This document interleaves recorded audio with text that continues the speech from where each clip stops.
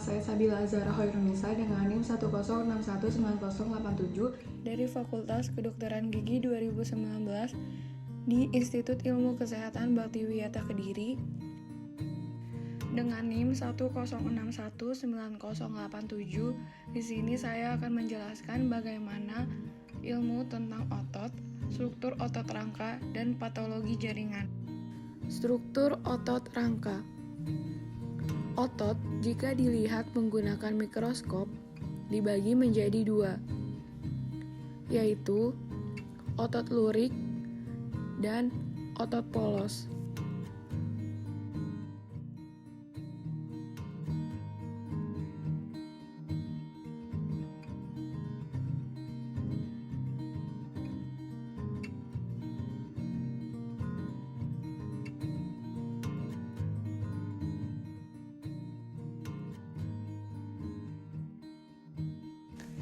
Tahukah kalian,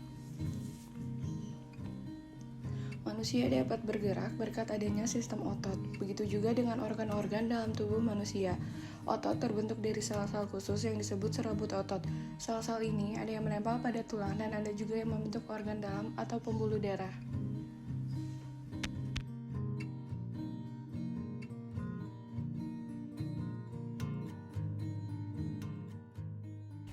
Otot jantung, sesuai namanya, otot ini membangun organ jantung. Otot ini bekerja memompa darah keluar dari jantung dan beredar ke seluruh tubuh.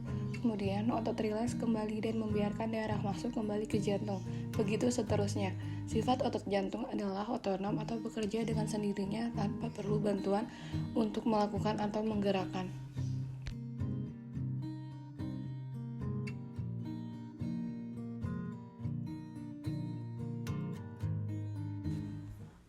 Otot polos, seperti otot jantung. Otot polos juga bekerja dengan sendirinya tanpa perlu bantuan Anda. Otot ini bekerja atas perintah otak dan kebutuhan tubuh. Otot polos tersebar di seluruh tubuh, misalnya di saluran pencernaan. Otot poloslah yang bekerja dalam membantu perjalanan makanan, sedangkan otot polos yang terdapat di kandung kemih bekerja menahan dan melepas urin.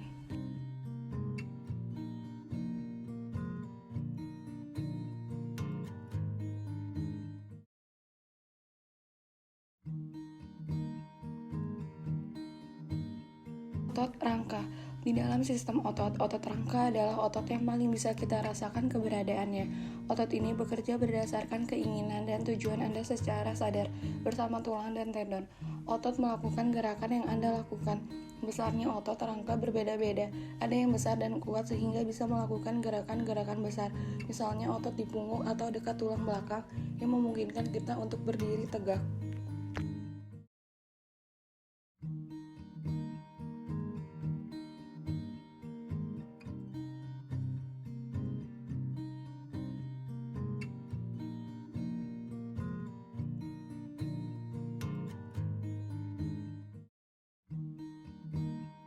Berdasarkan cara kerjanya, otot dibagi menjadi dua.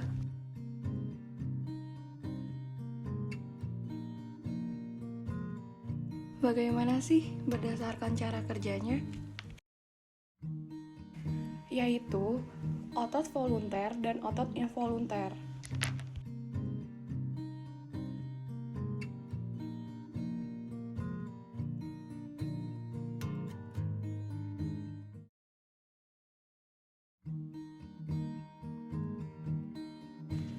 Struktur otot rangka terdiri dari miofibril yang dibagi menjadi dua, yaitu filamen aktin dan filamen miosin.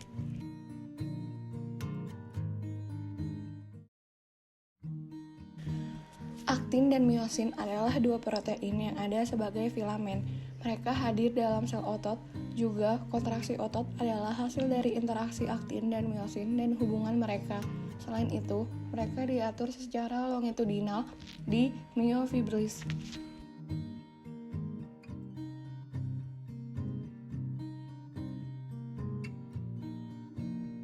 Apa sih perbedaan filamen aktin dan filamen miosin? Yuk simak gambar berikut ini.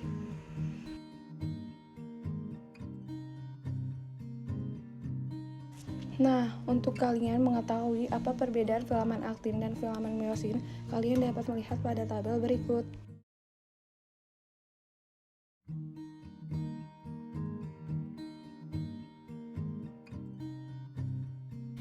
Nah, selanjutnya kita akan membahas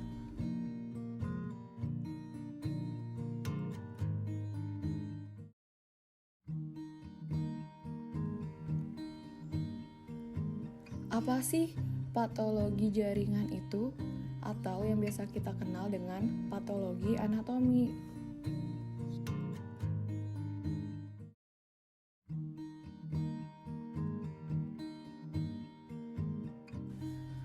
Patologi anatomi adalah cabang kedokteran yang mempelajari efek penyakit pada struktur organ tubuh baik secara keseluruhan atau secara kasar maupun secara mikroskopis.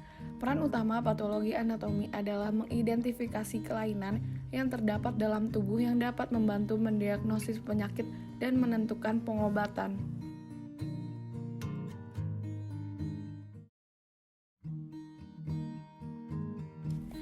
Ada dua subdivisi utama dalam patologi anatomi, yaitu histopatologi dan sitopatologi atau sitotologi.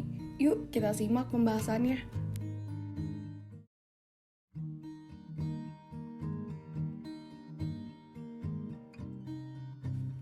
Yang pertama yaitu ada histopatologi. Histopatologi adalah prosedur yang melibatkan pemeriksaan jaringan utuh yang diambil melalui biopsi atau operasi di bawah mikroskop. Pemeriksaan ini sering dibantu oleh penggunaan teknik pewarnaan khusus dan tes terkait lainnya. Misalnya, penggunaan antibodi untuk mengidentifikasi berbagai komponen jaringan pada tubuh.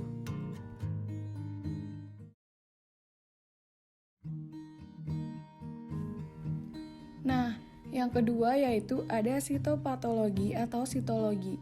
Sementara sitopatologi adalah pemeriksaan sel tunggal atau kelompok sel kecil dari cairan atau jaringan di bawah mikroskop. Sederhananya, prosedur ini dilakukan dengan mengoleskan cairan sampel atau jaringan dari pengidap pada slide yang kemudian diperiksa di bawah mikroskop untuk melihat jumlah sel, jenisnya, dan bagaimana rinciannya. Sitopatologi umumnya digunakan sebagai alat screening untuk mencari penyakit dan memutuskan apakah perlu dilakukan tes lanjutan. Contoh umumnya adalah dari sitopatologi adalah pap smear, sputum, dan gastric washing.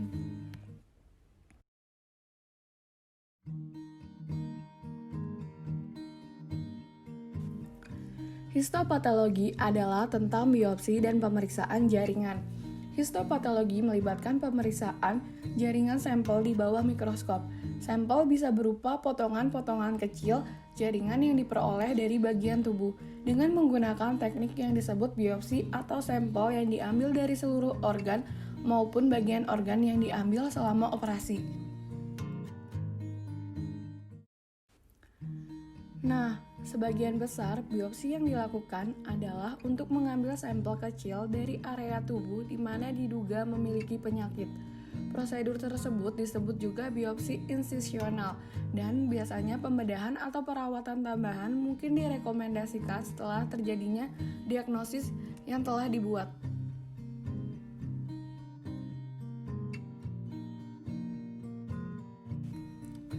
Namun, biopsi yang dilakukan bisa juga mencakup seluruh pada area yang terkena, seperti pada tahi lalat di kulit. Prosedur tersebut disebut juga dengan biopsi eksisi. Setelah itu terjadinya pemeriksaan pada area kulit yang berdekatan dan yang tidak terlibat akan dilakukan untuk membantu memverifikasi bahwa area yang terkena telah sepenuhnya dihilangkan.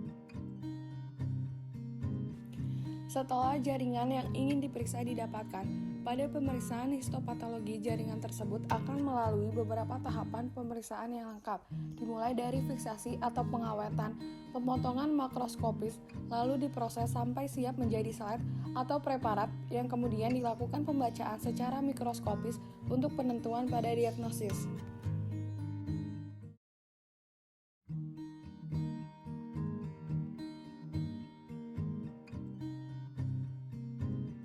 Perbedaan utama antara pemeriksaan histopatologi dan sitologi terdapat pada hasilnya.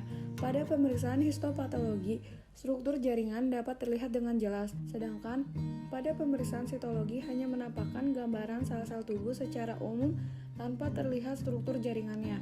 Hasil dari kedua pemeriksaan tersebut kemudian akan dianalisa oleh dokter spesialis patologi anatomi untuk menilai ada tidaknya keganasan menentukan jenis tumor, stadium atau grading, apakah sudah terjadinya metastasis atau penyebaran atau belum, ataukah hanya infeksi akut atau kronik dan berbagai kelainan lainnya.